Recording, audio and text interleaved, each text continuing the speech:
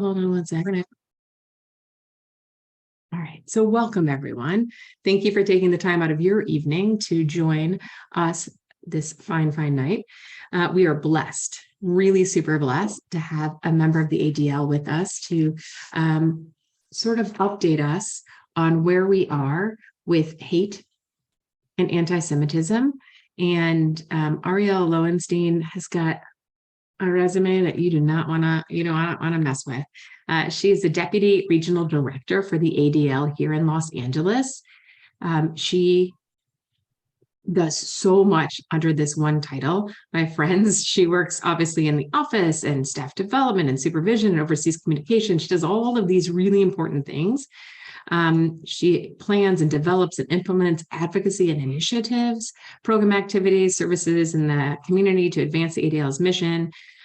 She has been also coordinating, she continues to coordinate with all the other amazing individuals who are fighting hate and anti-Semitism.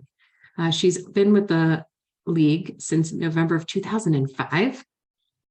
And prior to coming to the ADL, she worked in the Jewish community for 5 years at the Jewish Free Loan Association. I know a lot of us are familiar with that amazing group. And she's a master's degree in public policy from USC and a bachelor's degree in political science and international relations. She also received a certificate in mediation from the Center for Conflict Resolution at Loyola Law School. I think it's pretty cool that if you need some help, she is a graduate of the Bureau of Alcohol, Tobacco, Firearms, and Explosive, aka the ATF, and the FBI, Federal Bureau of Investigation Citizens Academies. And is an FBI InfoGuard infrastructure liaison. I have no idea what that means, but it sounds really important. And she's been recognized for her amazing work with the ADL. She has been with them. She's a tenured employee of great magnitude and has been not just watching anti-Semitism and fighting against it this last surge, but for many, many years now. So we are going to turn the floor over to her. She is going to speak. She is going to share. We will give her attention. And at the end, folks, you can feel free to put questions in the chat, but we're not going to interrupt while Ariel is speaking. And I'm going to find her, Miss Ariella. There she is. I want to spotlight you. Ta-da! There you are. Well, good evening, everybody, and thank you for having me. I apologize, Rabbi, that I was a little bit late. It was, one of those nights where you just go, yeah, that's my life. So hi, everybody. My name is Ariella. I'm the Deputy Regional Director with ADL, and I've been with ADL for 17 years. I actually have a familial connection to Temple Beth Hillel because my father used to teach there for a very long time. His name is Michael Lowenstein. So if any of you know Michael Lowenstein, he's doing very well and lives down now in Palm Desert. So he's enjoying his retirement.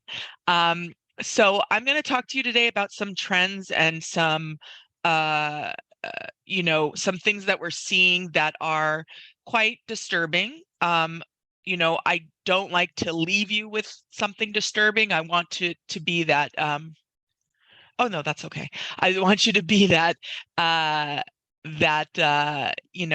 want to leave you with something a little bit uplifting. And obviously ADL does this work, and I do this work because I have hope that there is better tomorrow.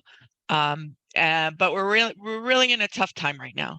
And there's no kind of getting around that. And I heard what you said about the 7th grade teacher, and I think that's awesome. And we have a lot of resources if he wants to use them, short videos about all the tropes, things like that. So we're happy to help in whatever way we can.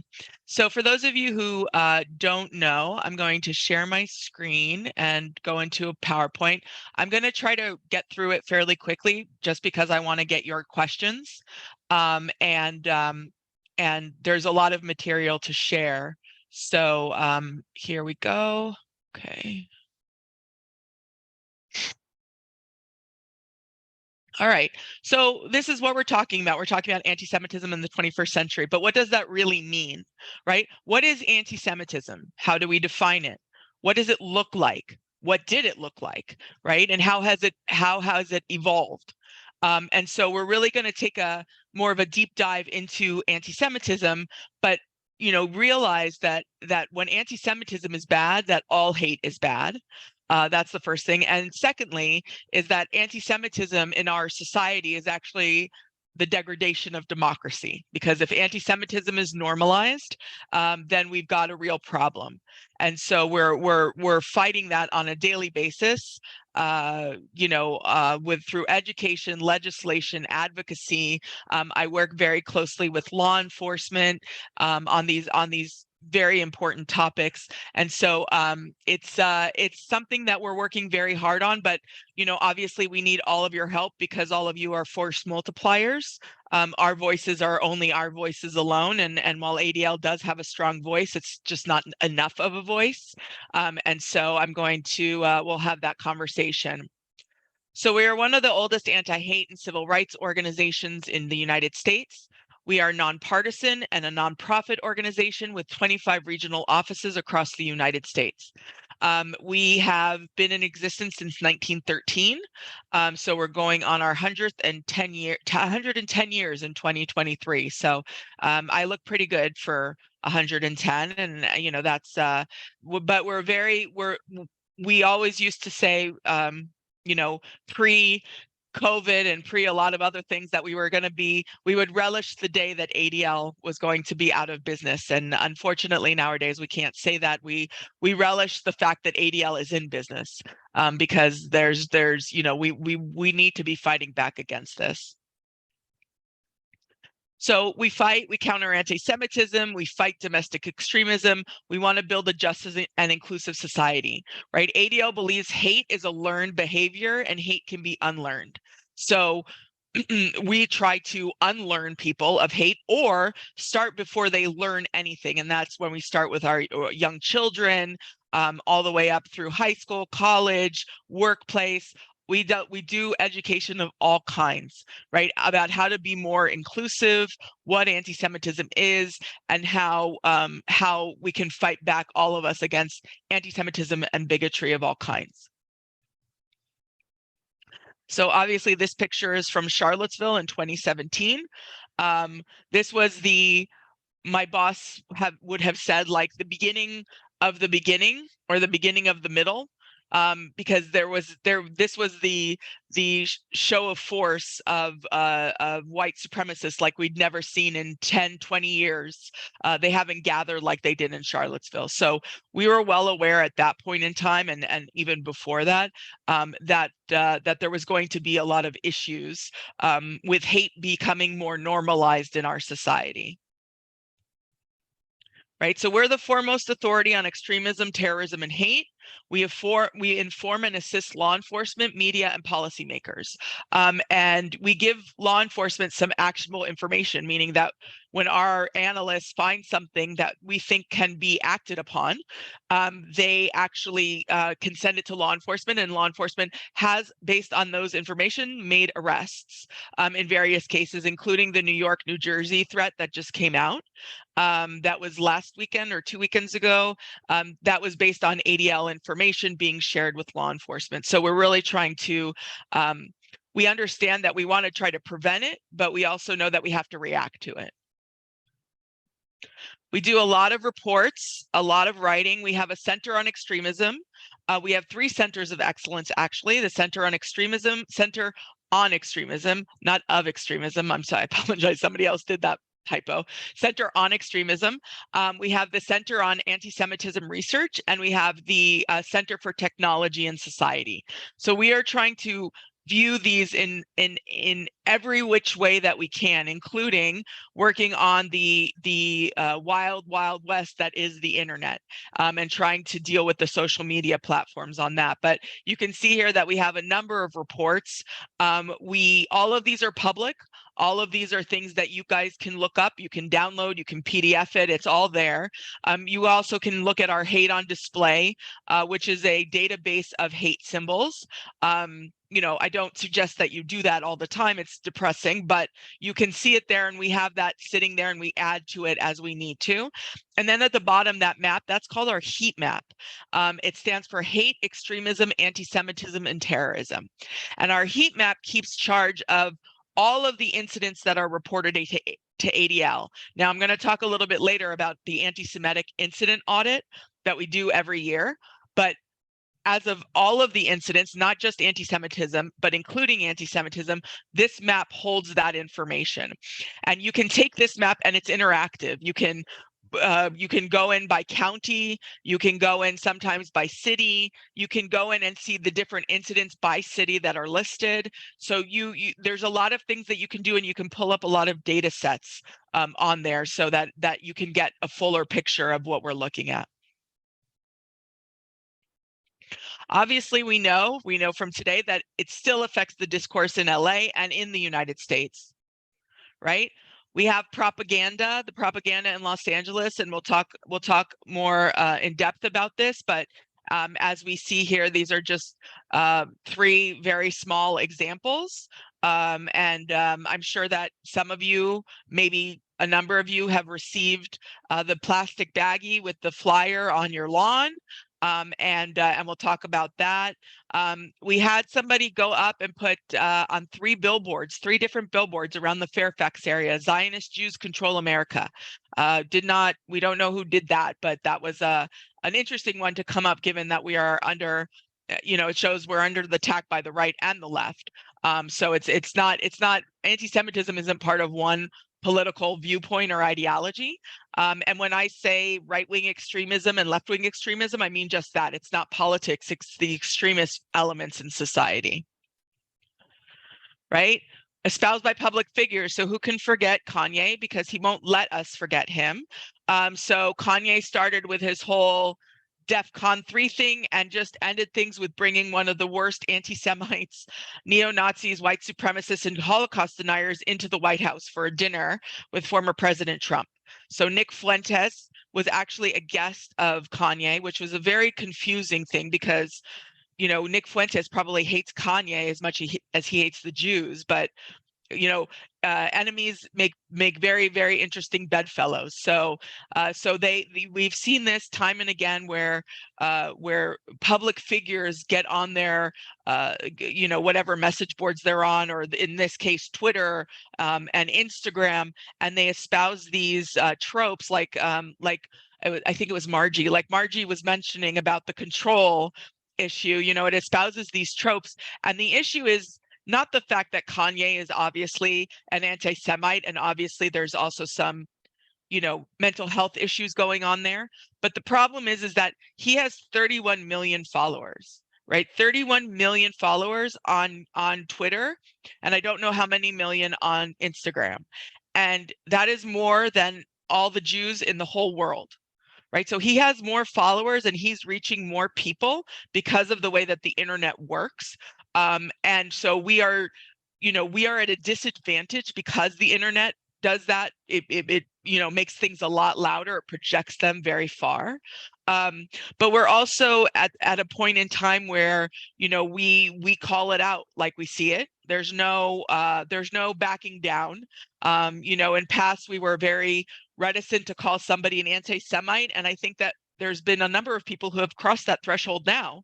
It used to be Farrakhan and like Mel Gibson, but now there's a number of people who have crossed that threshold, and some of them are saying it out of hatred, which is what Kanye's saying it because he's been educated about it, and some of them say it out of ignorance. So we try to figure out what the intent of their actions are, and try to explain to them the impact of what they do.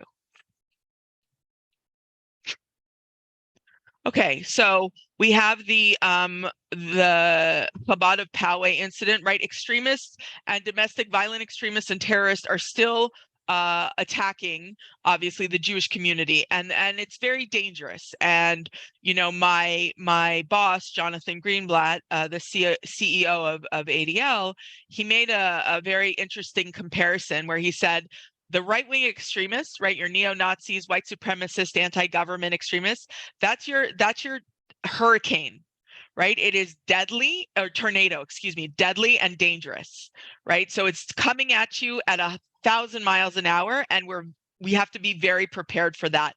Whereas left-wing extremism is like global climate change, right? So it's more under the surface, but there will come a time where it breaks that surface and becomes untenable to live with that as well. And so we're trying to fight both of them simultaneously, with very different tactics. But Chabad of Poway, obviously, and this hit very, very close to home.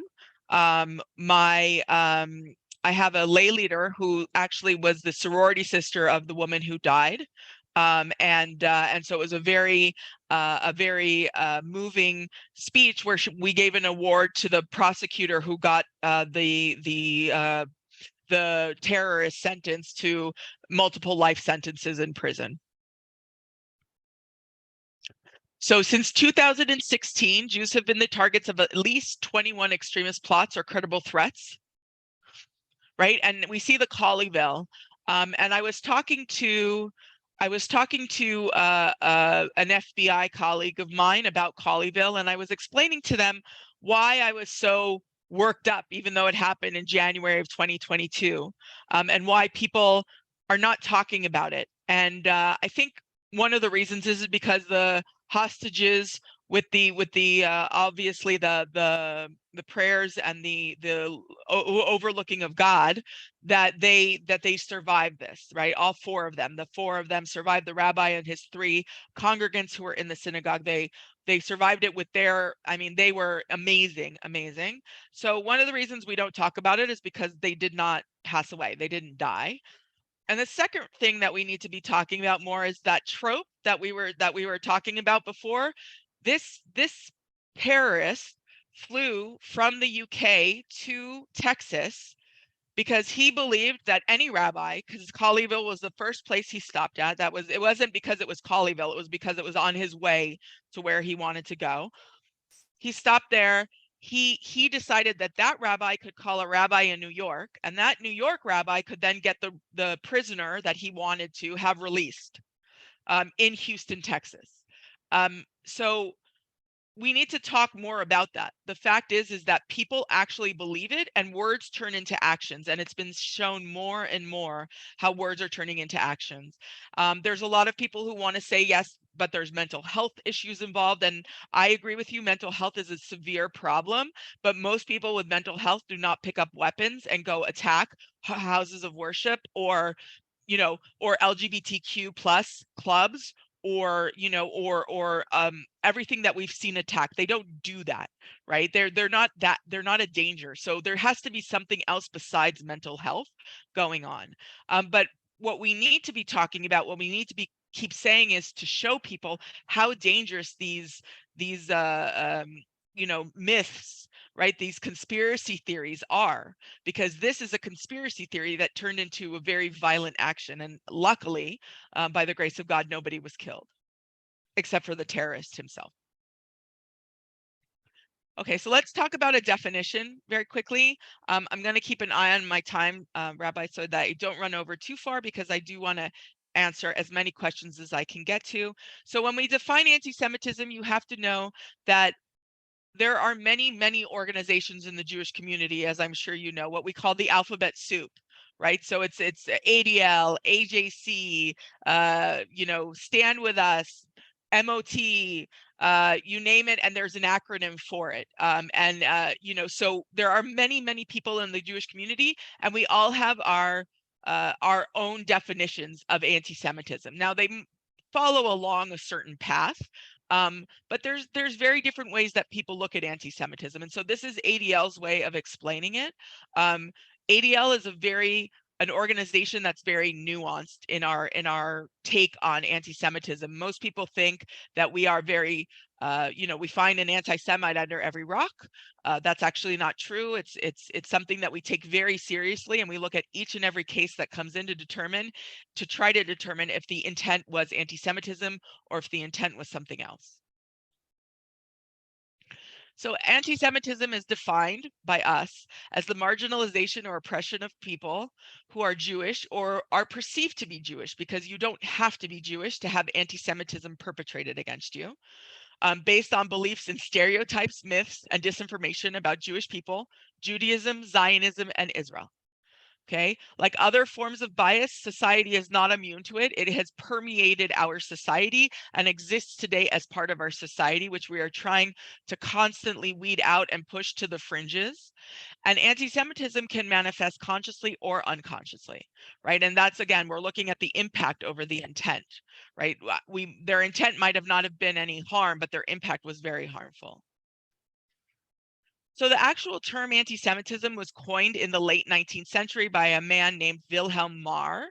Wilhelm Marr was what we call, an anti-Semite before it was actually, he termed it as an anti-Semite because he created this one word to mean hatred of Jews and Jews alone. And that was when it started to become grouping Jews together, right? And this is pre-Holocaust, but it led up to the Holocaust. Grouping them together in a way that would make it easier to identify and eliminate. And so this is the word that he used, and this is the word that we continue to use. It represents the hatred of the Jews. I understand that there's rhetoric out there sometimes about you can't be an anti-Semite because you are a Semite. And Semite is a thing. It is a culture. It's an ethnicity. It's from the Middle East. But anti-Semitism means hard stop hatred of Jews. There's nothing else in there but the hatred of Jews. And so we make sure that people understand that. As the rabbi was mentioning, the tropes that we talk about, ADL has a different page and video, 2-minute video for each of these. We've grouped them into a digestible groups. So we have power, disloyalty, greed, deicide, blood, denial, and anti-Zionism. And we're going to talk about a couple of them today, not all of them, but again, I think it's www.antisemitism.adl.org or something like that. It's a specific page that's called Anti-Semitism Uncovered. It's a really good resource. So when we talk about anti-Semitism, we talk about it as the longest hatred because it is the longest hatred, right? In pre-Christian era, we saw it as far as the monotheists versus the polytheists, right? There was the different eating habits even then, right? They did not agree with intermarriage. They were very insular, and so that was seen as a danger. They actually, and I found this out, and the rabbi can correct me if I'm wrong, they actually did proselytize back then, which is not something that we do now, but proselytizing was something that was within the society at the time. And this was more of a cultural anti-Semitism, right? It was pre-Christian era, so there wasn't the religious aspect of it yet. When we get to theological in the Christian era, we're talking about the charge of the killing of Christ, right? And that's kind of where all of that theological hatred is born from. And unfortunately, it still exists today, not as strong as it was. And the Catholic Church is at some points trying to make amends. But they had in the 1960s something called Nostra Aetate, which basically said that the Jews were not responsible for the death of Christ.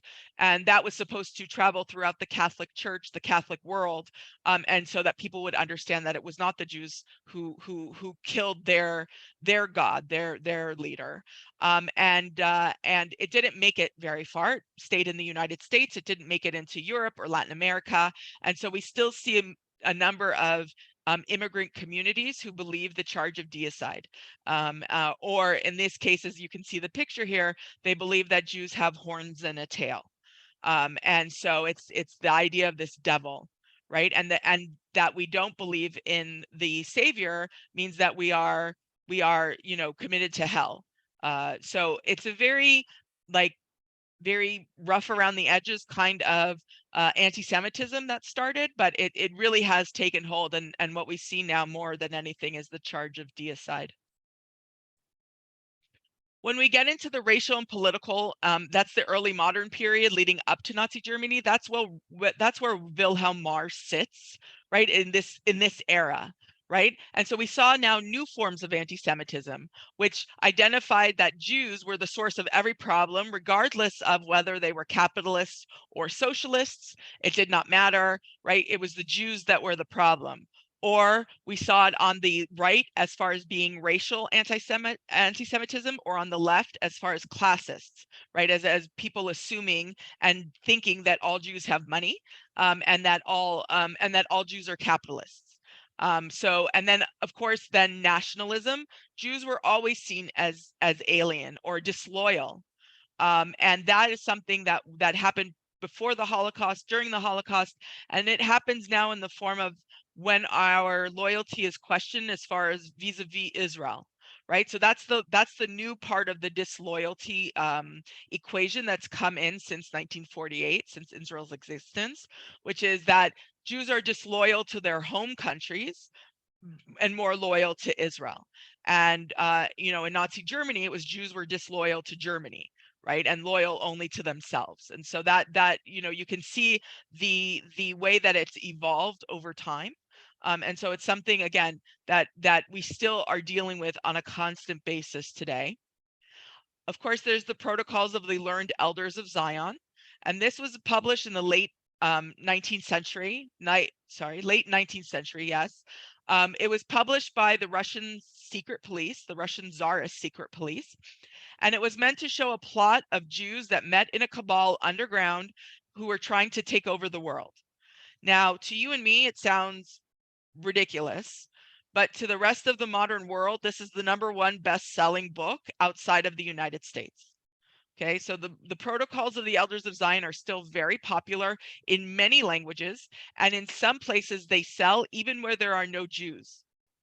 So it's a very powerful trope to have, that here's where our problems lie, and this shows you proof of what they were doing and what they are doing. And so so we want to destroy civilization, we want to control everything, and that's where the Jews have all of the money and are the bankers, and subvert morals. We subvert the morals of non-Jews. Obviously, the human nature in its darkest hour was the Holocaust, right? This was the manifestation and implementation of what we had been hearing in words from time immemorial, right? This is now the utter annihilation of almost the entire European Jewish community, and we saw here, obviously, that words matter, and words still matter. And if you watched any part of the White House roundtable on anti-Semitism today, where the second gentleman, Doug Emhoff, was speaking, the first thing he said was words matter, right? Words do matter, because it can lead to genocide if it's not cut down. Now, does it take a long time to get there? Yes. But can it do it? Yes, we've seen it happen time and again, and there's many genocides, not just the Holocaust, that we've seen where words started and it ends with the extermination of a people. So what's unique about anti-Semitism, right? What makes it so unique, that it has been the longest hatred, and it still exists today as strong as it was, even stronger than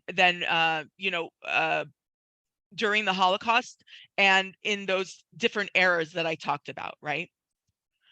So here's what makes it different, right? So anti-Semitism is actually based on a conspiracy theory about Jews being in power, which makes it distinct from other forms of bias, because normally conspiracy theories about other races or religions, the way that you look at them is as a inferior, right? So they're looking at other races, and that's why it's called white supremacy, right? Because it's implied that the inferiority is there of anybody who's not white. But what the Jewish community holds is this idea of punching up.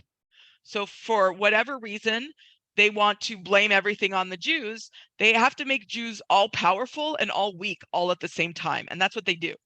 And, we want to show how conspiratorial it actually is.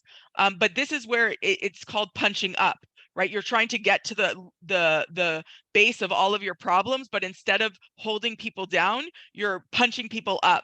And that's the Jews up here, right? Because the Jews have this kind of extraordinary power over everything. And again, it's frequently a motivation for scapegoating Jews. And I will tell you that not many people outside of the Jewish community know how small the Jewish community actually is, right? So we saw it as a little less than 2% of the United States population, and it's 0.2% of the world population. We're a very small community. So these are fantasies, right? And you can see here the flyer on the right, who's really in control. And you can see this is known as the Happy Merchant. Right, the Happy Merchant is a very anti-Semitic drawing with a hook nose, and he's holding his hands like this. You can see him rubbing his hands together because, you know, that he wants money and he's greedy and he's cheap and all of the kind of stuff that they use. And you can see here him dressed as various things. He's dressed as a Nazi, not a Nazi, excuse me, an Israeli soldier. He's dressed as the head of Facebook, right? Like that's a good one, right? The wars for Israel, the fake opposition, right? All of these things. This is where the Jew that anti-Semitism is based on lives. It lives on paper. It doesn't live in reality, right? The Jew that they hate is not a Jew that exists, right? And that's what makes it so hard. And you can see here, Eric Ward, a civil rights activist, an African-American civil rights activist, says that because modern anti-Semitic ideology traffics in fantasies of invisible power, it thrives precisely when its target would seem to be the least vulnerable. Right, and you saw that when ADL decided to take Kanye on and get him deplatformed, we got him deplatformed from Adidas, and he was making Adidas about $2 billion a year, and it took them longer than we wanted, but they finally came to their right conclusion where they dropped him. But if you think about it, it feeds into the trope. Right. So if the Jews control everything, then the Jews controlled the fact that Kanye no longer has a job with Adidas. Right now, we were very happy about that. That was a win in our book, but you can see how it feeds back into itself. And so it's something, again, that we're fighting against. All right. So this is going to be brief. We're going to talk about the top 10, right? We always have to have a list of 10 reasons. So the top 10 things that make anti-Semitism unique. Number one, it's enduring, right? Again, we've seen it since time immemorial. Number two, it's adaptive. It is a chameleon. It will change based on social, political, and religious context. It takes whatever form you want it to take. As the person who holds anti-Semitic views, it takes whatever form you want it to take, right? It can exist in any way, shape, or form. It exists on the right and it exists on the left, right? It exists in all of these spaces. And it doesn't matter where you are on the spectrum. If you hold anti-Semitism, you can make it into your own. That's how dangerous it is, because it's a chameleon. It changes based on what's going on in society. It's paradoxical, right? And this is, if we were to put this in layman's terms, anti-Semitism is ridiculous, right? Like it doesn't exist, and it's paradoxical. We are both capitalists and socialists. We are too pacifistic and too militaristic. We're too nationalistic and then unpatriotic. We're racist, but we promote multiculturalism. We're very insulated,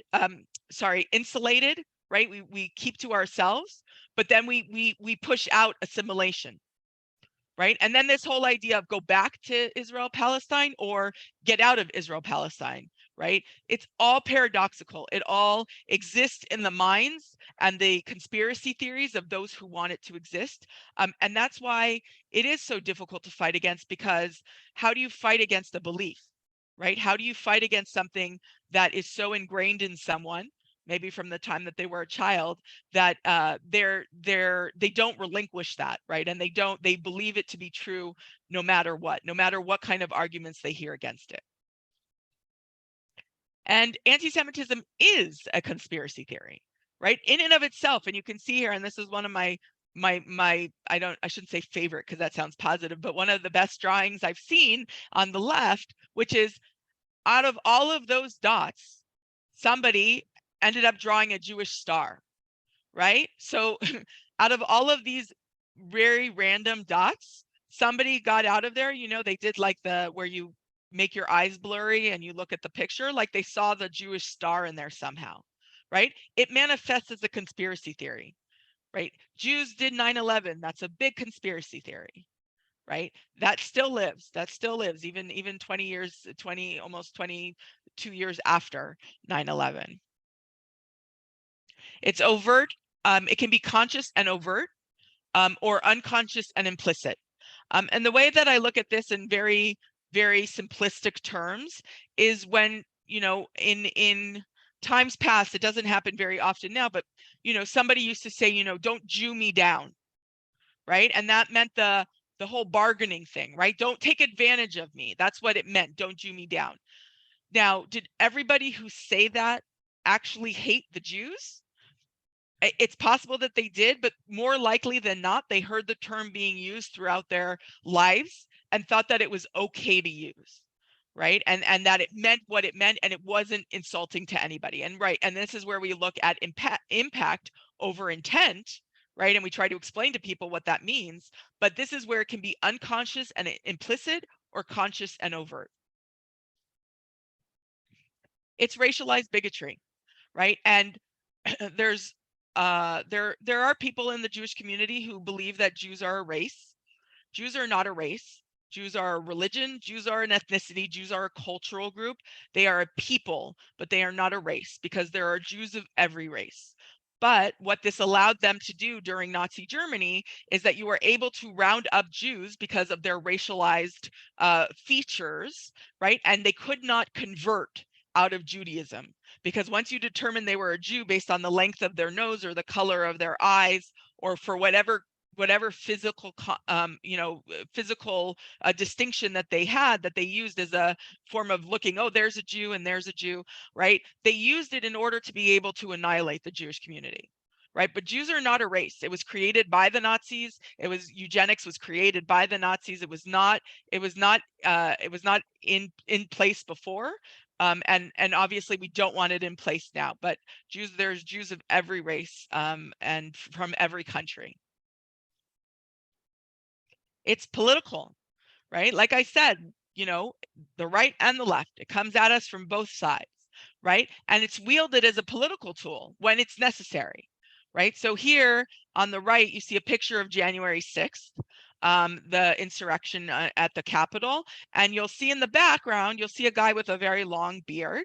And he has a sweatshirt on that says Camp Auschwitz, right? And then he has a Totenkopf, a Nazi death head in the middle of his sweatshirt. Now, what does that have to do with January 6th? Right? Like the anti-Semites were there. We know that, right? But has nothing to do with that, but it's used as a political tool, right? And we saw that again also with other things that were worn that didn't get as much press because Camp Auschwitz is pretty vile. But we saw a lot of other anti-Semites wearing shirts that said 6MWE, which meant 6 million was not enough or wasn't enough. And so we see it being wielded as a tool. It's thrown at the Jewish community by both the right and the left, right? By no matter what side of politics you on, they are all parties are guilty of using it and politicizing it. The anti-Semitism is legalized and it's lethal, and we see that over the span of time. And there's not very much to say except it's deadly, and it can be deadly. And Tree of Life, we had Poway, and even when we don't necessarily see Jews being killed, it is because of anti-Semitism that others are being killed. So the Great Replacement theory, which is something that you've heard about in the news, that was the basis of the Buffalo shooter shooting the African Americans at the market. The Great Replacement theory actually starts with anti-Semitism. It doesn't end with it. So anti-Semitism starts with the Jews, but it never ends with the Jews. And so it's very dangerous for everybody, right? Because the replacement theory, the Great Replacement theory is kind of like the new protocols that says that Jews are trying to replace whites or Aryans, pure Aryans, with diversity, multiculturalism. We're committing what they call a white genocide.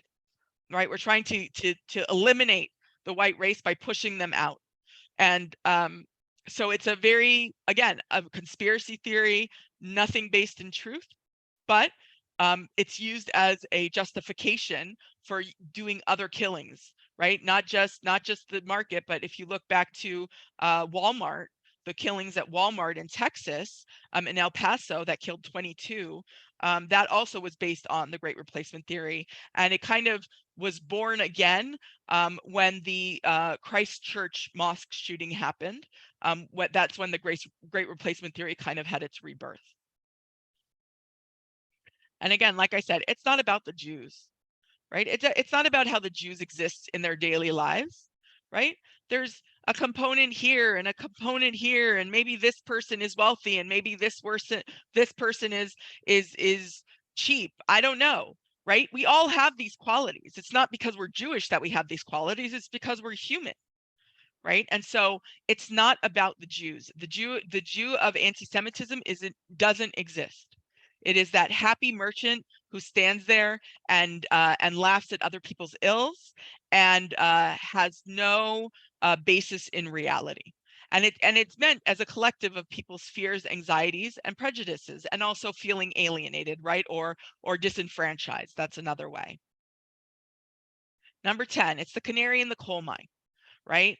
You know, I don't know how many people, depending on your generation, canary in the coal mine is, when the coal miners used to go, they used to send canaries into the caves first to determine if there was noxious gas.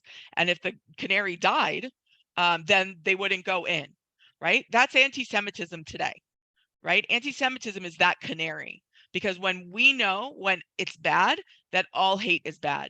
We know when it's bad that there's a proliferation of conspiracy theories. We know when it's bad that there's xenophobia.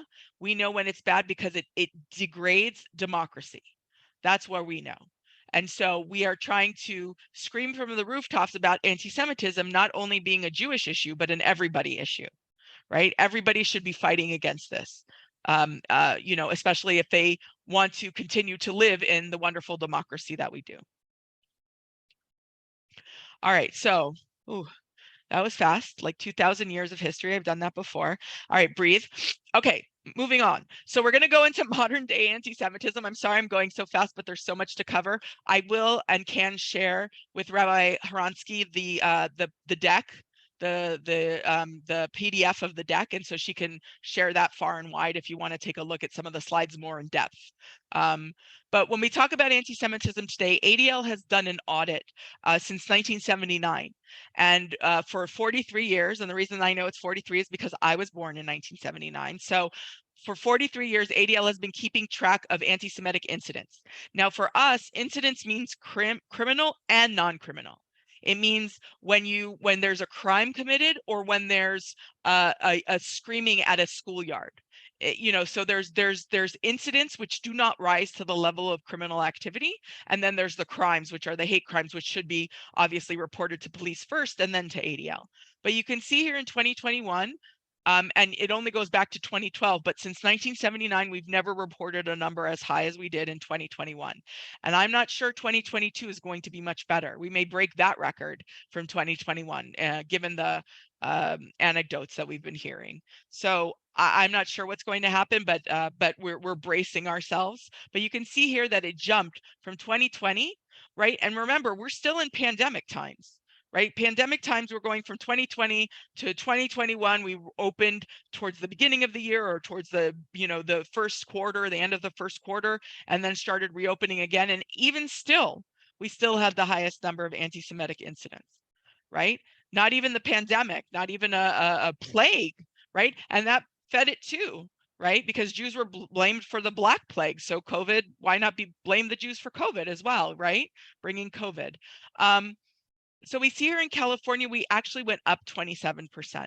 And that, again, people don't think that California is more immune, or New York is more immune because we have a bigger Jewish community. And unfortunately, we just have a bigger target on our backs because we're more of the population. So we're not immune to this kind of hatred. So you can see here the breakdown. And I think the most disturbing thing to look at is the fact that assaults went from 33 in 2020 to 88 in 2021. That is a 300%, something like that, jump in assaults. And that means a physical assault. right? With or without a deadly weapon, but it means a physical assault. And so that is very disturbing. And not only that, but I'll show you numbers for locally for Los Angeles, but we saw a disturbing increase as well. But you can see here by map, every state has at least one.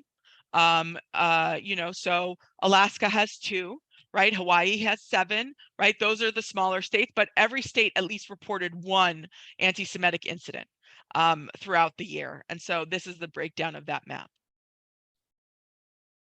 Also by Jewish institutions, right? So we saw in 2021 this increase of attacking Jewish institutions. We saw it rise very significantly, right? And that is obviously because Jewish institutions like Temple Beth Hillel, like ADL, we represent the Jews, right? We represent the Jewish community, and we are a very large building that is very easy to vandalize or to attack. And so Jewish institutions have become, once again, they're the places where we need to keep people the most safe, but we also want to make sure that people understand that it is safe and that it is open for business and that they should not be afraid to go. And it's a pervasive issue. It happens in many areas, right? So you can see here the list of locations in 2021 of where kind of the breakdown is of anti-Semitic incidents. So let's talk 2022 very quickly. So I don't know how many of you live on I'm from the valley, so we used to call it the other side of the hill, but now I live in the other side of the hill, so I call the valley the other side of the hill. But how many of you live in Beverly Hills, or if any of you live in West LA? But this truck was being driven around Beverly Hills and West Hollywood back in May with this huge drawing on it. Obviously, this group, which I'll talk about momentarily, this group adores the ADL. Because they have made their names similar to ADL and their logo similar to ADL, just in order to make the point all the more stark. So you can see here, there's a lot of anti-Semitic conspiracy theories all over this. And this happened around also the time of Roe v. Wade, which is why the abort the ADL is so prominent on there. So you can see here, and they even mention at the bottom of the left screen, you'll see it, it's kind of cut off, but it says Leo Frank, which is referencing one of the incidents that catalyzed the ADL to fight against all anti-Semitism and hate, is when Leo Frank in 1915 was lynched, taken from his jail cell because he was convicted 2 years earlier of raping and murdering a 13-year-old girl in a Marietta, Georgia pencil factory. And he was exonerated years and years later. But the people who were standing outside his cell were very upset because he had just had his sentence of death commuted to life in prison. And they broke in and they lynched him. And it's the only known lynching of a Jewish man on United States soil as far as we know. And so that was kind of the catalyst that pushed ADL forward. We started in 1913 and the incident occurred in 1915. We'll see individuals walking around like this. Now, walking around in brown shirts, walking around with armbands, face masks, gas masks, all kinds of different costumes, again, in order to intimidate and harass. And they dress this way, they dress provocatively because they're allowed to, right? And the swastika in our country is a symbol that is allowed. It's allowed to be drawn. You're allowed to have it on notebook paper, right? Not vandalism, but on your own place, in your own house, you're allowed to have the flags and shirts and the armbands and things like that. And for many, it's disturbing, but we have to remember that the First Amendment was created for a reason, and even hate speech is free speech. And one thing that a lawyer friend of mine told me that I always use as a example is everybody loves free speech until they hear something that offends them, and then they don't love free speech anymore, right? We have to be prepared to take the bad with the good because that's what the Constitution says that we have to do. And so this is something that we see. So they are allowed to march like this. Doesn't make it any nicer or prettier or more it makes it just as disgusting, but they have the right to do it as long as they're not physically intimidating people with it. And this is the propaganda. So the group is called GDL. Okay, they are called the Goyim Defense League. And I don't think that for this audience, I need to tell you what a goyim is. So I'm not going to say, or a goy, what a goy is. So I'm not going to go into that. But they have repurposed the word for themselves, and they have something called goyimtv.tv. And because they're very clever that way, they create these flyers. Now, they put the flyers into baggies like you saw.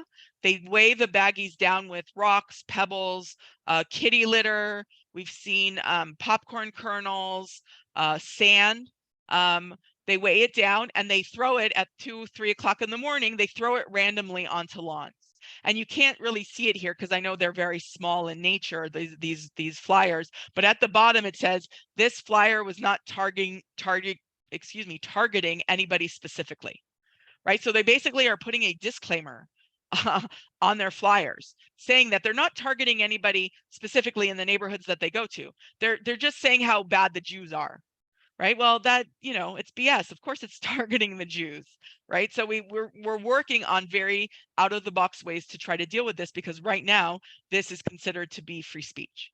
Now, I will tell you that I did learn why they don't put swastikas on their flyers anymore is because if they would put a swastika on, that would then make it illegal. Because that is seen that there's actually a rule, a law that says that you can't use certain symbols like swastika, like a noose, like a burning cross. You can't use those in order to intimidate. And so they're very careful. They do not put swastikas. You'll notice they did not put swastikas on their documents. And of course, the infamous Kanye was right about the Jews with the individual standing up there giving Heil Hitlers. And again, we have discussions with the CHP and with LAPD that covers this area. This is a very familiar area, right? It's right near the airport. It's on La Tijera, the La Tijera Bridge that goes over the 405. And this is the same place that they actually dropped another banner in August of 2020, which said Jews want a race war. So they know this area and they know the audience that they're trying to speak to, right? Although they hate the African-American community as much as they hate the Jews more. And so they're trying to sow distrust and infighting between groups of minorities in order to create more chaos, right? And that's where we have to stop them from doing that and not take the bait. But Kanye was right about the Jews. Is that was the infamous banner that was dropped that everybody had heard about. And you can see here even up to 2022, and I think this was during the summer that the numbers I don't have the numbers further on, but you can see here in 2022, we are almost at the total level that we were in 2021, right? And this was May, June, July, something like that. And so we're not even counting the ones that we've heard of since then, right? Which is many more. So you can see here that propaganda is very, very important to them. And the reason why I don't like to use their name is because we don't use their name outside of private circles like this one. Okay, we don't use their name, we don't use their initials, we don't use any of that. And the reason is very specific, is because that's exactly what they want. They want people to mention their name on television. They want people to mention their name in social media. Every time they do, every time somebody does that, they make more money off of it, right? So they say if ADL mentions GDL, you can see how they got the name from us. If ADL mentions GDL, then I'll give you $25, right? And so you can imagine how many people are willing to give that kind of $25, and they make hundreds, if not thousands of dollars off of their hate, right? So we can't, it's upsetting and it's disgusting, and we want to expose the hatred. We don't want to expose the haters, right? We know who these people are. We know who they are. They skirt the line. They have not committed an act of violence, not yet, and hopefully they never will. But they went to two of them went to Europe. They actually went to Poland, and they went in front of the gates of Auschwitz, and they held up some fairly innocuous signs attacking ADL, but it was very clear that they were anti-Semitic, and they got arrested, because in Poland, you can't have that, right? That's not allowed. That kind of speech, that kind of writing expression is not allowed in public. So, but we can see here that propaganda is a very important part. It's what gives them fuel. So we want to call out the propaganda. We want to call out the ideology of hate, but we do not want to call out the propagandists, because that's exactly what they want. Right? So I ask of you, one of the things that you can do, which is very easy to do, is not repost, not put on social media, right? Not take a picture of the flyer with their name on it and put it up there for everyone to see. I understand that the intuition is very hard to keep. It's hard to not do, because it's very upsetting, and you want to show people how upsetting it is.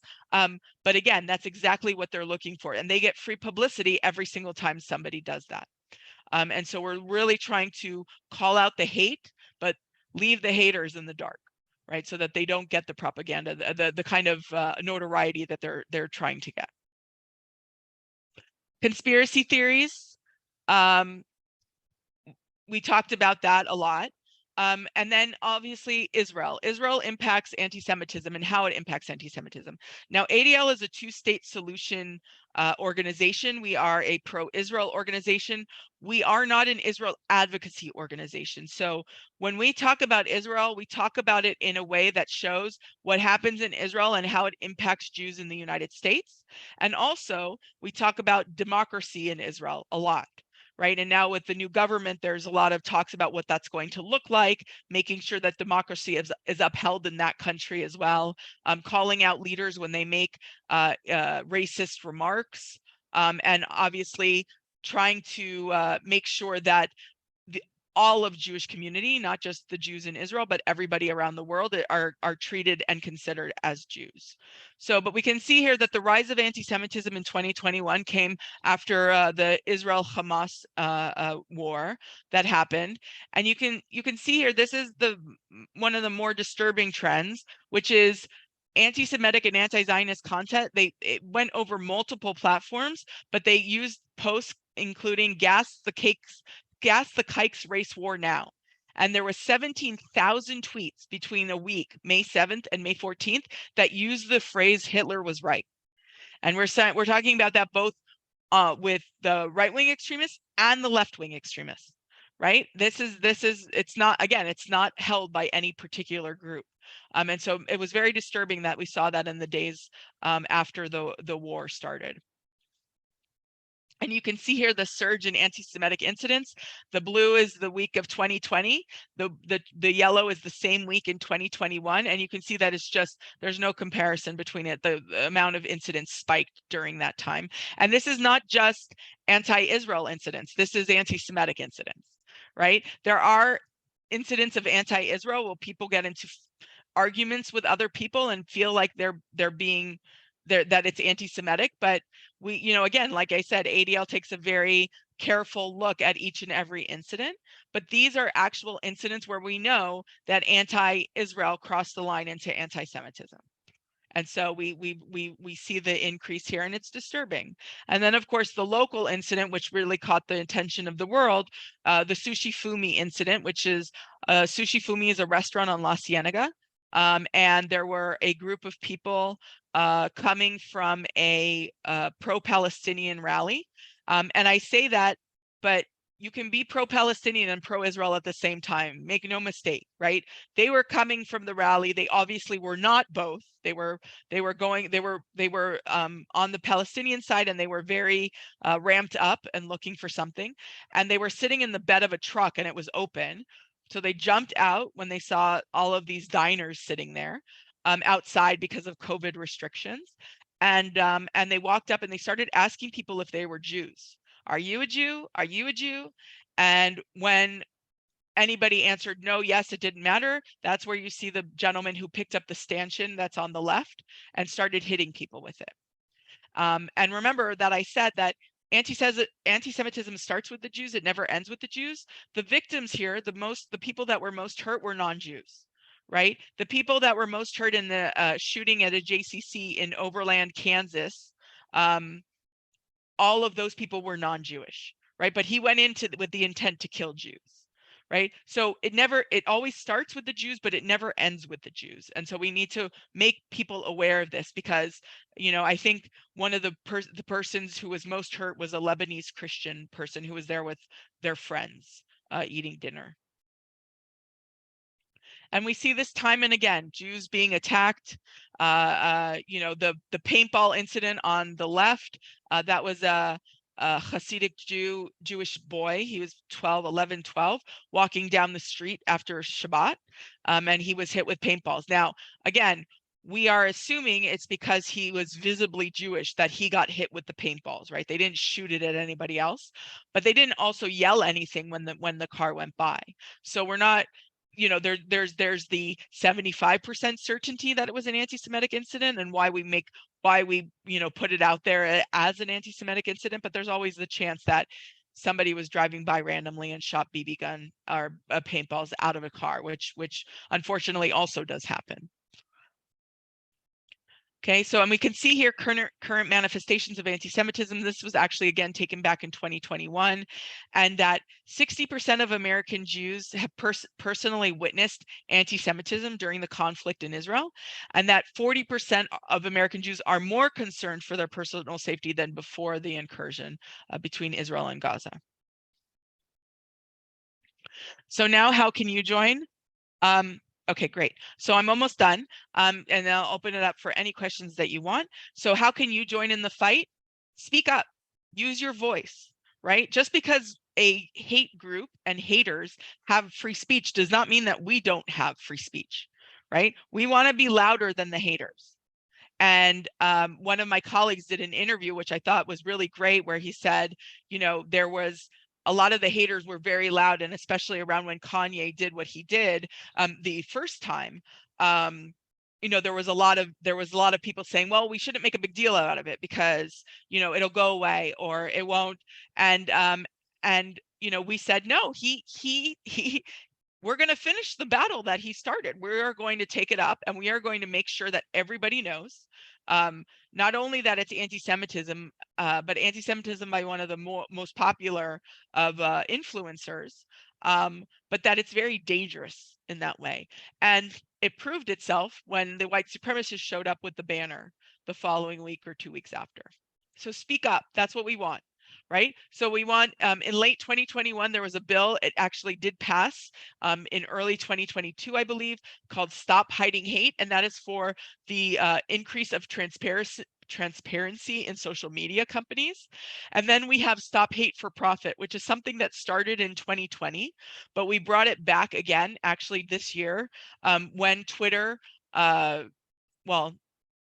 was when Elon Musk took over Twitter, right? When we saw that his intentions were not what he said they were going to be. And so we wanted them to put a pause on advertising. We called for people for different companies. And in 2020, we got a good number of companies. Now, did it actually damage the financial bottom line of Facebook, which is $1 billion company? No, it didn't. But it stopped a lot of mainstream companies, Coca-Cola, Pepsi, a lot of the gaming industry, all of that, they stopped paying for advertising on Facebook during that time, right? And so we're trying to rebirth that again with Twitter, right? We don't want people to buy that. That's where they get their money from, is advertising. That's where their main dollars come from. So, and again, and report violations to social media companies. People call us all the time and they say that they see something offensive on Facebook or on YouTube or on TikTok, which, by the way, I don't use TikTok. My sons know what it is, but like I was done with Twitter. Like Twitter is the last I don't do.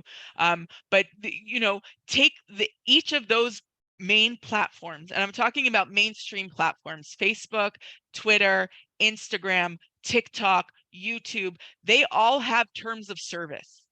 Okay, you can report people for violations of those terms of service, and you can report them as many times as you want, right? You can flag it and go back and flag it again and flag it again.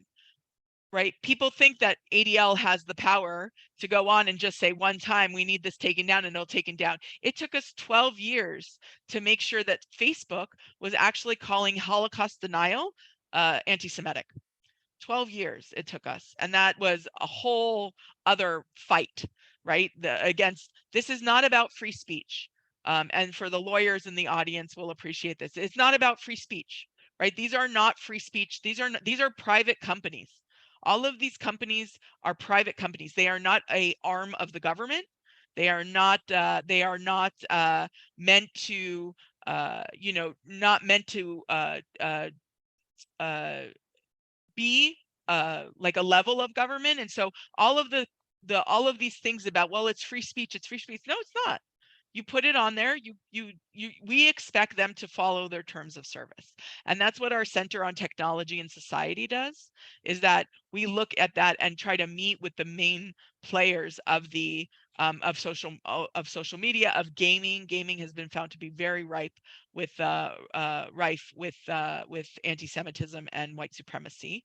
And we have an action guide, a cyber safety action guide on our website, basically telling you where the terms of service are, what the terms of service say for a multitude of different websites and internet providers, and where you can go and complain about them.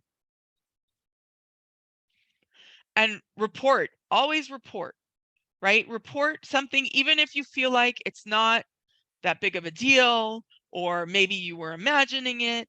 Like if it's something that's important to you that you've seen that disturbs you, then report it, right? You don't have to call us. You can go on our website. You can even report it anonymously.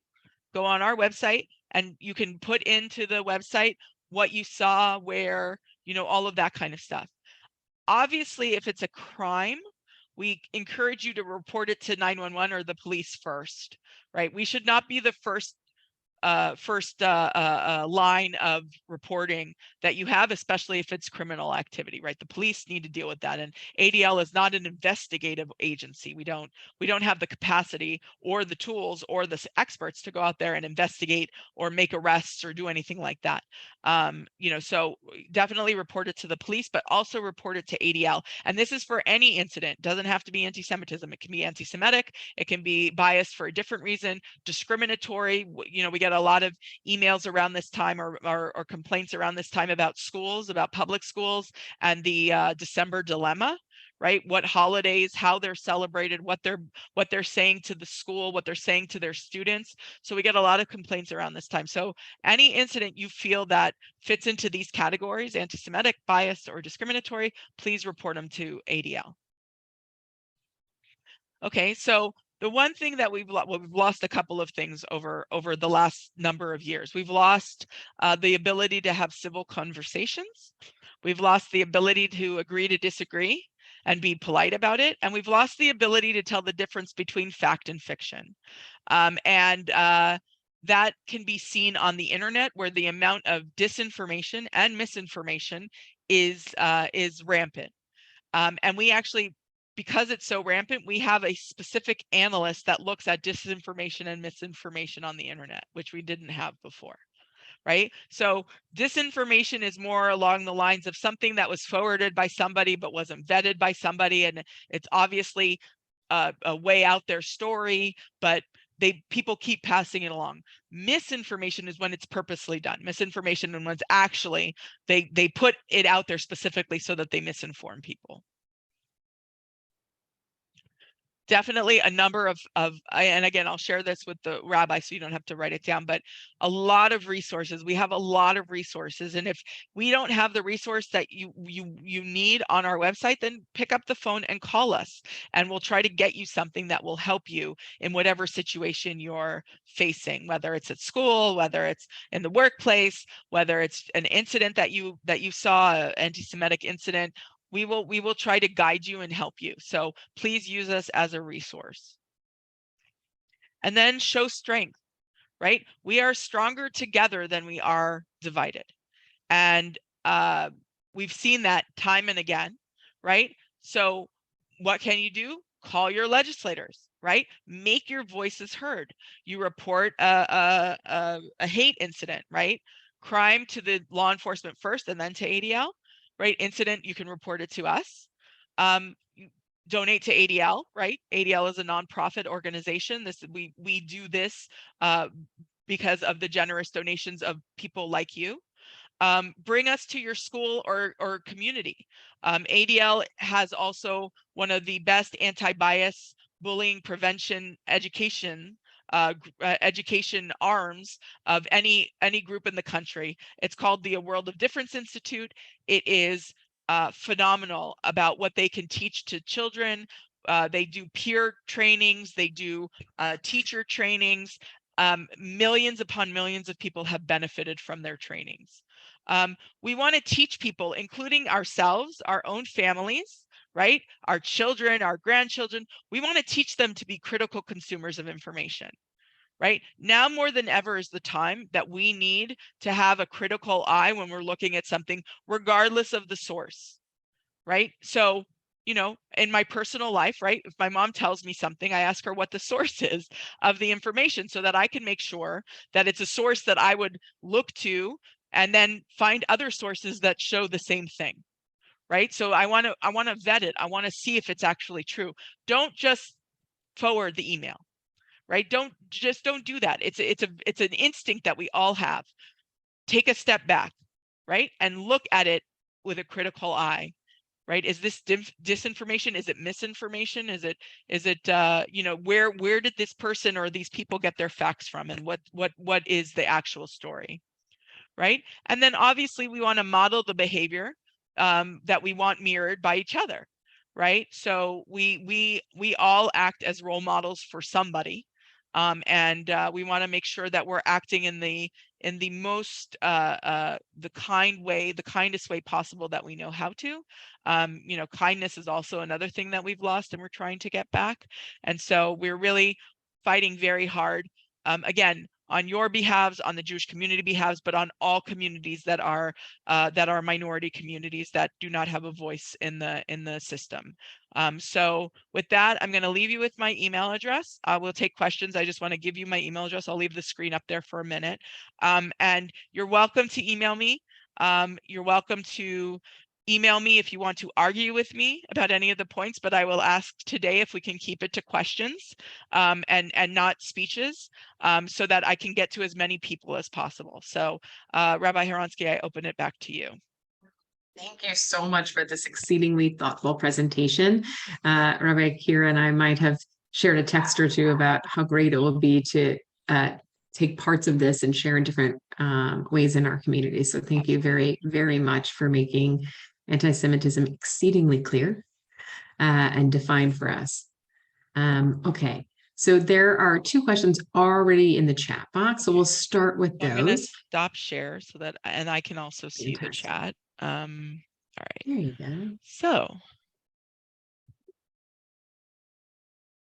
cancel culture. Oh, that's an interesting one. Okay, so cancel culture. So the question is, for those of you who are on the phone and can't see the chat, is what does the ADL believe in terms of cancel culture? Does it help to suspend sports players or others? Does it end up making the conversation over those who are canceled that may suffer financially? Or do you think do I think it helps and hurts anti-Semitism? That is very many questions in one question. So I'm going to try to be as succinct as possible. So cancel culture is a problem, right? Cancel culture, the idea behind cancel culture is that if I don't like what you're saying, I'm going to cancel you out in whatever way I can, whether it's yelling over you or muting you or not giving you a final word or not giving you a say, right? That's cancel culture. I talked about the fact that it helped us and it hurt us when Kanye got kicked out of Adidas, right? It helped us because we saw how important it was to those companies, more important than their bottom line eventually, that Kanye was dismissed from their clothing line and all of the things that he sold with them, the merchandise. But we also saw it feed into the trope that the Jews control everything, including money. So do I think that it ends up making the conversation less over the anti-Semitism and more over the actual person who's being dismissed? The answer is it's a bit of both, But I still don't think that it makes it any less important to call it out. And to call it out, name it, tell specifically what it is, right? So for instance, with the, I always get his name wrong, but the basketball player that came out recently with the anti-Semitic statements, and then he apologized, and he offered to give ADL a donation of $500,000. And then he started to promote the film on Amazon.com, which is still up on Amazon. It's an anti-Semitic film. And we told him that he could keep his $500,000, right? We're not going to take that kind of money. So again, we see this, and if there's no other voice speaking out against it, then we're letting them get all the airtime. And we want to try to take some of that airtime from them. So yes, it provides more media for it, but at the same time, it also gives us a chance to have our voice heard. And so I think that outweighs the fact that it may perpetuate some anti-Semitism. And then to have a dialogue with a Jewish person and learn more about us and perhaps change their minds. So I wish it was. That would be really nice. Is it possible for someone who is anti-Semitic to have a dialogue with a Jewish person? So if somebody hates Jews because they've never met a Jew, and then they meet a Jew and they like you, right? If you're Jewish and they meet you and they like you, and all of a sudden you say to them, that really hurt me.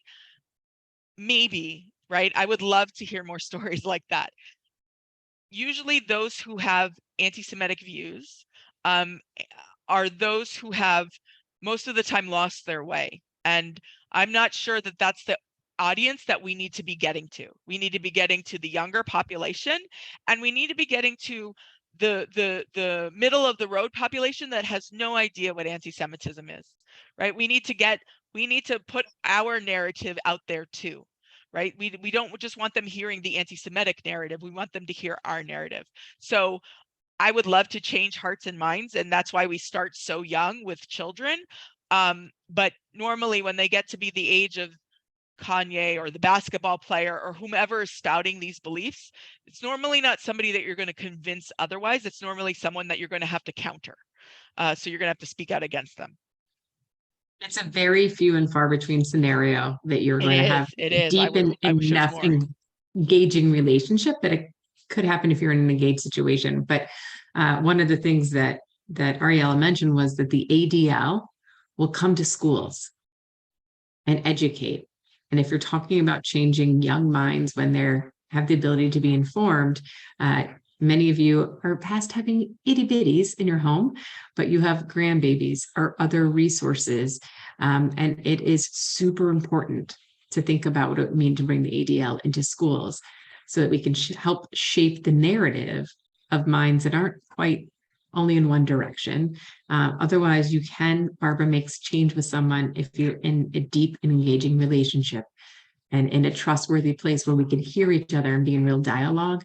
It doesn't typically happen across a protest line or something to that effect. Did you see the next question? Thank you, Mark Singer. Thank you, Mark Singer, for the name of the person who I was talking about. Kyrie Irving. I never remember his name, I tell you. Not that I want to remember you don't his lift name, up but their names. I don't remember his name. Not well, amongst this group, amongst friends, we can lift it up. Amongst the media and the social media, we don't want to lift it up. So the uptick in anti-Semitism on college campuses, I think this is a really interesting one. So to give you perspective, there are approximately 5,500 college campuses in the United States. A very small percentage of those experience the type of anti-Semitism that we see get a lot of press that happens on college campuses. Many times they may go right up to the line on the anti-Israel movement and not cross the line into anti-Semitism. But I will say that I think campus is a microcosm of society. And so campuses are not immune to this kind of hatred. I think that a lot of it is more on the progressive side of things. And so that's where we need to be putting all of our resources when we're talking to college-aged children, right, on the progressive end of the spectrum. And it's more on the Israel issue that we're dealing with, not as much on the like age-old anti-Semitic views of deicide or things like that. So I think that the uptick is just also from the fact that, we hear more about it these days, right? Social media amplifies everything, so we hear more about it. But I will say that one of the best things that I learned over the years that I've been working here is, when you hear about something happening on a college campus, talk to a student on that campus, right? Engage a Jewish student on that campus to find out where they are, what they see, what they feel, right? If they're telling you that they feel like Hillel is responding in a way that's necessary, and the administration is responding in a way that is absolutely necessary, then they're doing their job, and the kids feel as if they're being heard and as if they're safe. If they tell you otherwise, then that's when we should start to get riled up, but not before. First, you do your due diligence and find out from the students what they are feeling. Then we can go on with however which way we should go, what lane we should take, right? So a lot of times when I hear about something on campus, I will email my colleagues at Hillel and I will say, here's what I heard, can you tell me what's happening? And more often than not, I get, I heard about it. Basically it's what we call a nothing burger, right? It doesn't mean anything, and we're not going to say anything, because if we say something, that's actually when it's going to get into the press, and that's where we keep that to ourselves. And most of the time it blows over. Most of the time it's a non-incident. And when we need to speak out to the administration, then we do. When we need to speak out, we use Hillel as our conduit to being on campus. The Hillels on campus are wonderful, and should really be used as the de facto Jewish life experts on campus, and we use them as a partner. Now your questions are flying in. I know. To show the your next one is about wearing I Jewish absolutely do not. symbols. I do not, and I will not ever say that, ever. It will not be, and it is not dangerous to wear Jewish stars on the streets of the United States. I cannot speak for other countries. That's not my forte, but I will say there should never be a time where you fear showing your true self, because it's when we do that is when we give in to the people who are trying to make us hide. And we don't want to do that. So I wouldn't say that. Obviously, it's a personal decision, and I don't want to say that that's the right. I don't have the right answer on that, but I would not. Similarly, I would not send my children to a specific school, like a specific college, because I heard about something that happened. Again, first I would do my due diligence, and then I would decide if that was the place for my child to go to college or university. So Jews for Jesus, that's interesting. So so Messianic Jews are Jews for Jesus are Messianic Jews. Do we consider their proselytizing to be anti-Semitic? No, I don't think so. I don't think we count them as anti-Semitic. And a lot of times people confuse them for actual Jewish organizations. So, there was, not that I mean to laugh about it, but there was a threat against the Jewish community in Nevada and Las Vegas, and they were threatening a couple of places, including the ADL building. But the other place they threatened was a Messianic temple, because they thought it was a Jewish temple. That's why they confused the two. I don't think it's seen unless it's violent proselytizing. I don't see it as anti-Semitic. I do, they have a different belief than we do. They have a different way of being than we do, than the Jewish community, the organized Jewish community does. Do they do it because they hate us? No. But like we consider the act of posthumous conversion, that we consider to be anti-Semitic. That's the Mormon temple used to do that. They should not be doing that anymore. I haven't heard of a case yet. But again, so that's actively trying to take your Judaism away from you. But they proselytize. They don't, you walk away from them. They're not, most of them are pretty harmless. think you're dealing the other only other level that may cross that line is if you're receiving like repeated letters, Yes. and it becomes to the place of harassment. And Right. that And if that they're can particularly happen. harassing you, right? Again, like GDL is very smart. They skirt the line, right? But the Messianic Jews, if they are, then you need to let law enforcement know. Again, I think one of the most important things is, we always are of the feeling like, well, it's not that important, or, well, it's not a crime, so I shouldn't report it. Absolutely not. I want you to report everything and anything, right? Over report. The best thing you can do is over report, because the only way that we're going to stop, prevent, halt something from happening is if we get a report beforehand of some sort of suspicious activity. That being said, I would do it based on behavior, right? We want to do behavioral analysis. We do not want to do racial analysis, right? That is not something that we want to do, and something we want to stay away from. So, but again, over reporting is important. Okay, Austin, the police department buried it only when ADL became involved. In my experience in California, it's not at all typical. And that's why I always say we're very lucky to live in Los Angeles and in California, where we live, for a number of reasons. I have not experienced that at all.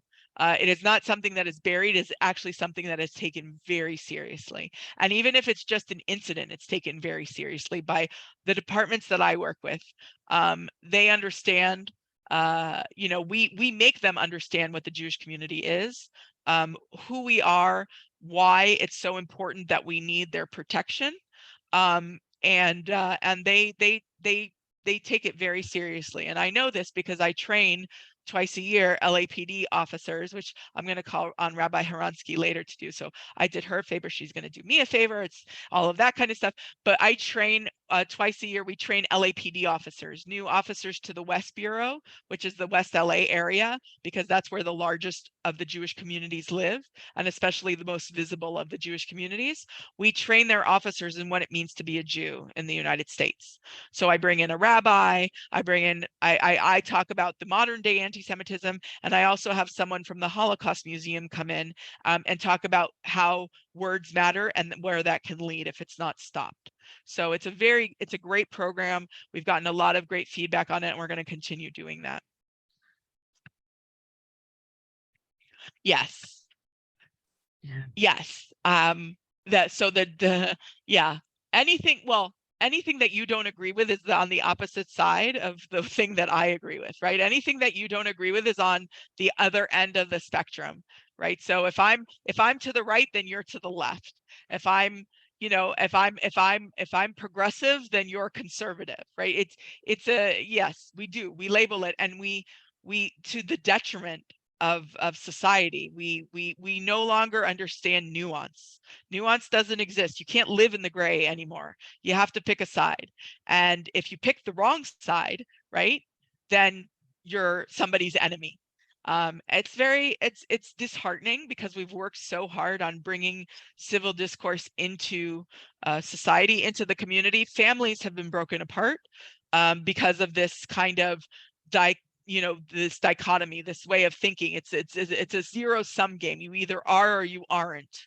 And we need to get away from that, because we need to come back to a place where you can have a discussion about politics and not want to injure the other person, or not attack the other person verbally, because what we're looking for is we're attacking ideas, not the person, right? And so when you can have that kind of conversation civilly, that's when we all win, because that's when great ideas come together. But as far as, yes, they always are, and it's always the opposite end of where you are. So depending on where you sit on any spectrum, it's going to be the opposite end of that. So right and left is something that we use very particularly. And as you heard me, I had to give a disclaimer, because people assume when I say right wing, that I'm speaking of the conservative conservative party in this country, and it actually has nothing to do with them. It's right-wing extremists, because they sit on the spectrum that are the neo-Nazis, the white supremacists. Those are what we consider to be right-wing extremists. And then the left-wing extremists are the ones that sit on the other end of the spectrum, which are, we have a separate category altogether for Islamist extremists, but we have, eco-terrorists, anarchists, all of those, they sit on that side of the spectrum. So it's always going to be that way, unfortunately. Anti-Semitism is not just a right-wing issue. It's not. It's a right wing, it's a left wing, it's a center wing. We like I said, the right wing, it appears so because it's the tornado. But we have to keep an eye, and we have to deal with and fight back against the left wing, because that's the climate change. And if we don't fight back against it, it's just going to keep getting worse and worse and worse. So yes, it comes from every side. It does not let up, unfortunately. Kanye not only did double down and still has so many followers. What are the key ways to prevent anti-Semitism from going mainstream? Who is this? This is Eric and Susan. Well, Eric and Susan, you can come work for me at ADL. That would be lovely. I don't have the answer. And not to be Debbie Downer, if you've seen Saturday Night Live, not to be Debbie Downer, but it's already gone mainstream, and we're trying to push it back from the mainstreams. I think what happened was, and my philosophy is that I use is, when we became very polarized as a society, we left open the center, right? We moved off to the sides, and we became so polarized that we created something of a vacuum in the center. And within that then came the hate and the anti-Semitism and the bigotry and the discrimination and the racism and all the other isms that you can think of, right? All of that hate came into the center. And now we're trying to remove it from the center, which is very hard to do because now it's become more mainstream. So yes, it bothers me that Kanye has more followers than Jews. At the same time,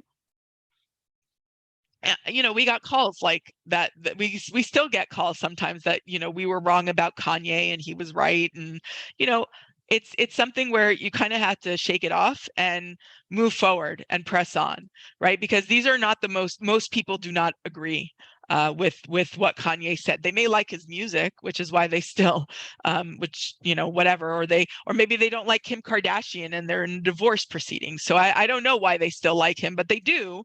But most of it is not because he's anti-Semitic. Most of it is just because they like him and they don't pay attention to the other stuff. We report hate incidents and hate crimes and suspicious behavior. Good. That's right. Anything. I always say, when your spidey sense goes up, like when it feels, everybody says when it walks like a duck and it talks like a duck, it's a duck. Like when your spidey sense goes up, then report something, because I trust your spidey sense more than I trust many other things, right? I trust our own intuitions more than I trust what the media is saying or what's going on in the news or anything like that.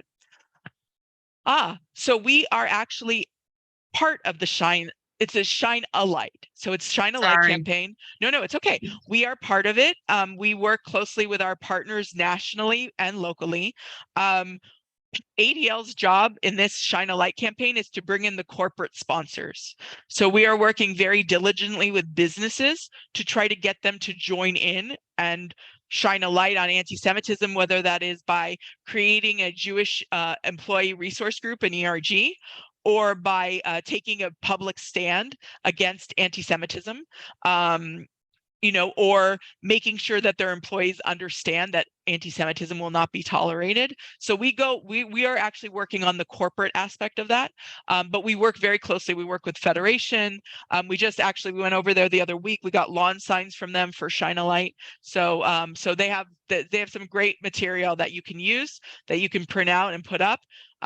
But Shine a Light really is what it is. It's we're using Hanukkah as a way to make people understand that we want to expose hate for what it is. It may not be the haters, right, that we say their names or we don't say their names, but the hate itself we want to expose, right? And then we hope that those haters who take part in the hate will be the cockroaches that they are and go back into the fringes and back into the dark. And that's kind of the hope that we have. So shine a light is important. I think, friends, that's I was trying to increase the hope at the end. Yeah. Well, We cockroaches doesn't really increase the hope. Yes, we are no, part of but the Shine a Light TBH campaign. Right. And TBH is a part of it as yes, well. And yes, we have lawn signs coming our way. I think I'll have them tomorrow. But that being said, it is to call out hate, and it is also to bring Jewish joy to the that's forefront. right.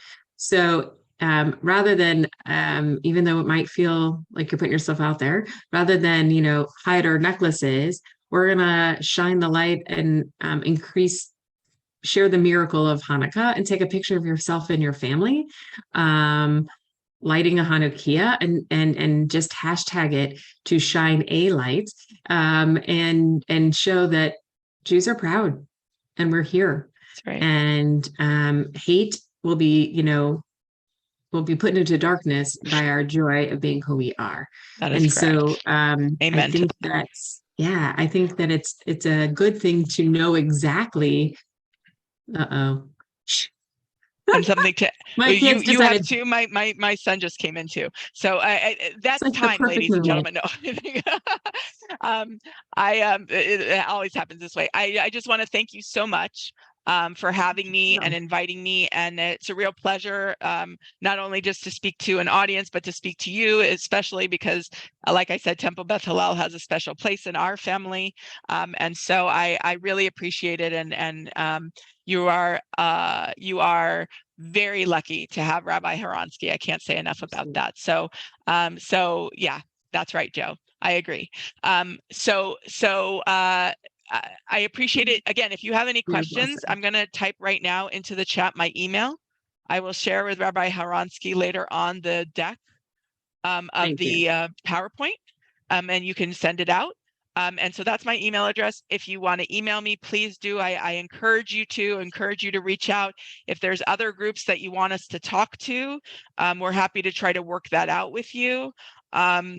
It's much easier now that everything is on Zoom, because then I can run home at the last minute and do the speech like this, right, when we can't make it to the location. So we do a lot of Zoom presentations, but we also are starting to do now more in person.